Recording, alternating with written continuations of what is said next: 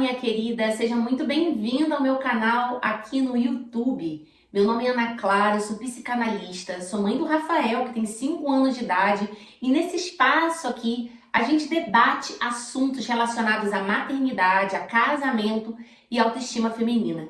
E se esse assunto te interessa, já deixa um like nesse vídeo e se inscreve no meu canal também, para receber em primeira mão notificações de vídeos como esse. Como vocês devem imaginar, a maior parte dos meus atendimentos individuais hoje em dia é para mulheres que buscam análise para poderem se entender dentro dos seus relacionamentos. Porque seus relacionamentos estão em crise, sobretudo depois que os filhos nasceram. Algumas dessas mulheres nós vamos perceber que estão em relacionamentos onde há uma falta de comunicação. E é por isso que esse relacionamento não vai bem. Agora, em contrapartida, tem outras mulheres que vivenciam de fato relacionamentos ruins. Elas estão em relacionamentos abusivos, tóxicos e opressores. E o que eu noto nesses atendimentos é que a maior parte dessas mulheres que estão nesses relacionamentos tóxicos, elas têm uma mesma história, elas têm ali o mesmo enredo familiar, o mesmo enredo de vida, uma mesma característica. E se você está vivenciando um relacionamento tóxico, não sabe como sair, não sabe por que você permanece nesse lugar sem tanta ação para poder mudar a sua vida, fica nesse vídeo que nós vamos falar sobre isso.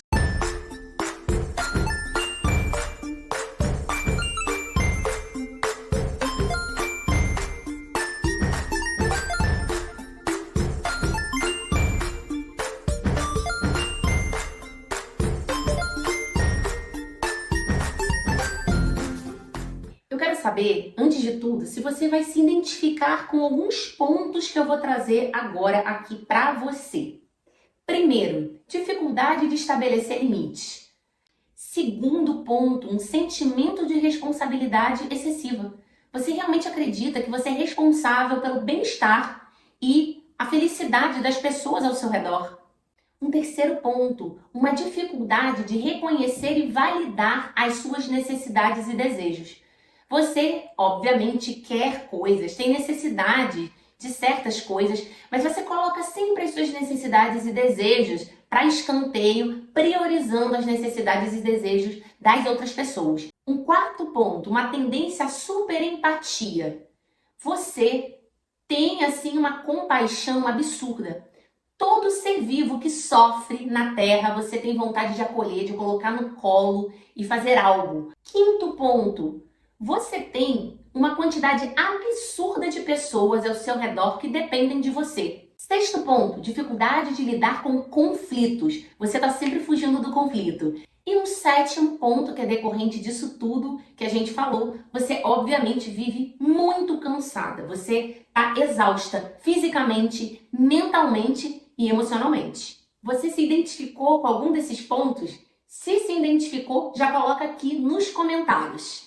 Todas essas características que eu trouxe aqui para vocês, elas são comuns na vida de mulheres que foram criadas no seguinte cenário. O cenário de lares extremamente disfuncionais. É aquele cenário assim, um exemplo, pai alcoólatra, mãe com transtorno mental, irmãos com problemas de drogas, muito rebeldes. E essa talvez tenha sido você que está me ouvindo. Essa menina que foi criada nesse cenário muito caótico familiar, onde precisou acabar assumindo essa posição de ser o esteio emocional da família. E aí, nesse contexto, a gente tem uma inversão de papéis. A menina, ela assume o lugar desse adulto, que precisa ser muito maduro, afinal alguém precisa ser maduro no meio desse caos familiar, alguém precisa ser a cabeça da história, o ponto de equilíbrio. E esses pais que deveriam ser os responsáveis pela família, deveriam segurar as pontas, eles são os filhos. Eles permanecem nesse lugar de maturidade, de não estarem disponíveis, de não serem esse ponto de apoio que a família precisa. E aí, 4 pontos são desenvolvidos a partir desse cenário. O primeiro é um amadurecimento precoce. Essa menina, ela não tem o direito de poder ser criança ou ser um adolescente normal. Ter os tropeços, as dúvidas, as dificuldades, como eu falei, né? Condizente condizentes com a idade. Ela precisa amadurecer precocemente, ela precisa se adultizar precocemente para poder dar conta desse cenário. Um segundo ponto é aprender a lidar com as suas falhas e vulnerabilidades. Ela coloca isso de lado para poder sobreviver, porque se ela fala dos seus problemas, das suas dificuldades para aquela família, ela entende que ela vai estar trazendo mais problema para um cenário que já é caótico. Então ela fala assim, ela pensa com ela mesma, né? Olha, melhor eu não trazer os meus problemas, as minhas dificuldades aqui para essa família, porque eles não vão dar conta, vai ser mais um problema. Eu não quero ser mais um problema para essa família. Eu quero solucionar o problema dessa família. Então eu vou ficar caladinha aqui e vivenciar o meu sofrimento, os meus conflitos aqui quietinha, vou lidar com eles, sozinha.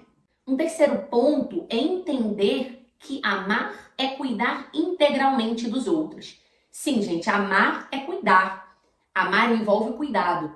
Mas acaba que nesse contexto a menina ela vai entendendo que ela precisa cuidar dos outros integralmente, a ponto de se anular e deixar de lado aquilo que é importante para ela, renunciar ao cuidado dela, das pessoas com ela, para que ela possa cuidar dos outros, que isso é amor.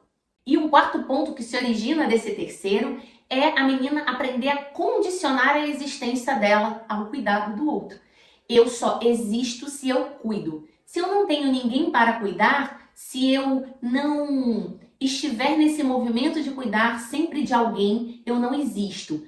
E aí vem o ponto central aqui do nosso vídeo, né? Mas Ana, exatamente por que mulheres que tiveram esse histórico tendem a entrar em relacionamentos opressores, tóxicos, abusivos? Porque elas assumem de maneira muito passiva esse lugar de cuidado integral da família e das pessoas ao redor. Elas acabam se inserindo com muita facilidade em sistemas, em relacionamentos, onde elas aceitam qualquer coisa, porque elas estão sempre pensando nos outros e não nelas mesmas. Elas vivem presas naqueles dilemas do tipo: poxa, eu gostaria de me separar. Ah, mas meus filhos vão sofrer. Eu vou separar os meus filhos do pai. Ah, o meu marido, ele grita comigo, ele me distrata muito. Mas eu sei que ele é assim porque ele teve uma infância muito difícil. Porque ele não teve referência de pai, o pai dele foi ausente, então ele não aprendeu a ser marido, ele não aprendeu a ser pai, ele teve um dia estressante no trabalho, por isso que ele está tão irritado, por isso que ele vive tão irritado dentro de casa. E aqui nós temos um ponto muito importante, que é uma tendência dessas mulheres também de acabarem se vulnerabilizando financeiramente e profissionalmente, porque como elas assumem de maneira muito intensa e integral o cuidado da família nuclear e às vezes acumula com o cuidado dessa família de origem, que mesmo quando ela está casada e já tem filhos, ainda demanda dela muita atenção, porque esses pais, mesmo já mais velhos, ainda dão muitos problemas, ainda demandam muito dela, ela acaba saindo do mercado de trabalho, deixando de trabalhar e acaba se vulnerabilizando financeiramente, o que acaba, no final das contas, trazendo mais uma dificuldade dessa mulher de sair desse relacionamento opressor. E aí você chega agora aqui pra mim e fala assim: Ana, me identifiquei 100% com o que você tá falando. Eu vim desse sistema familiar e de fato eu vivo um relacionamento péssimo, um relacionamento abusivo, mas eu não sei como sair disso, o que eu faço?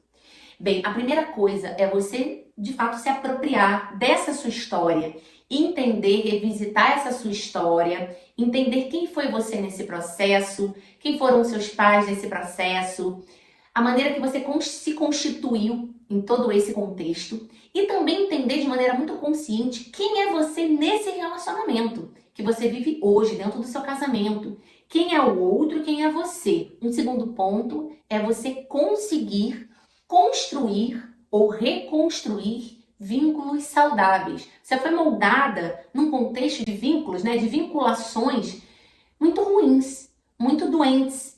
Então, você vai precisar reconstruir essa tua perspectiva do que é uma relação, do que é estar com o outro.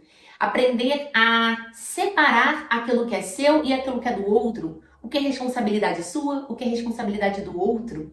O que é um sentimento seu, o que é o sentimento do outro. O que é um valor seu, o que é um valor do outro. Fazer essa separação, porque durante todo esse tempo é como se você estivesse numa relação simbiótica com as pessoas ao seu redor.